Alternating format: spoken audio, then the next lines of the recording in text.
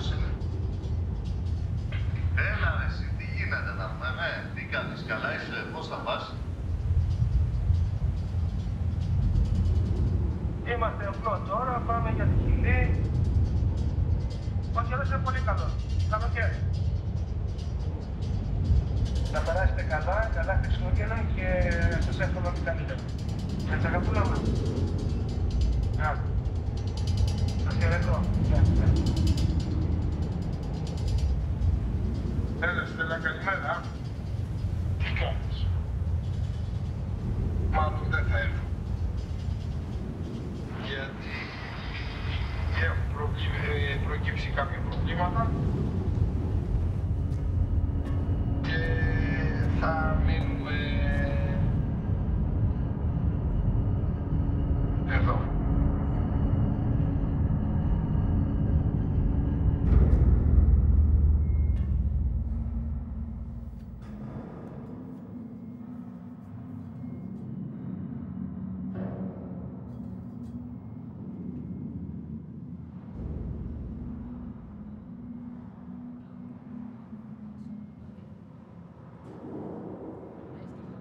Για να λύσουν τα μάλια πρέπει να περάσεις από 40 κύματα.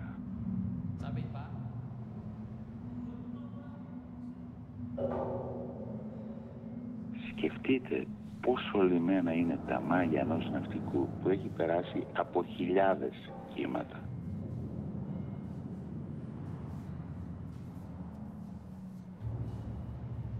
Εγώ ήθελα τη θάλασσα.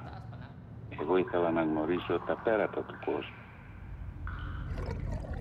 Εγώ ήθελα να δω πόσο στρογγυλή είναι η γη μας.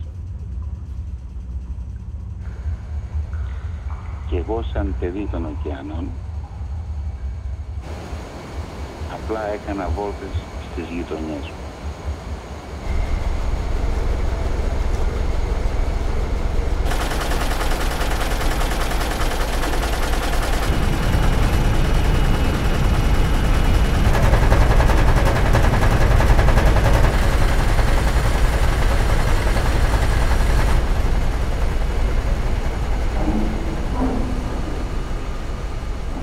Να καβαλήσω το σίδερο, το μέταλλο, το ψυχρό.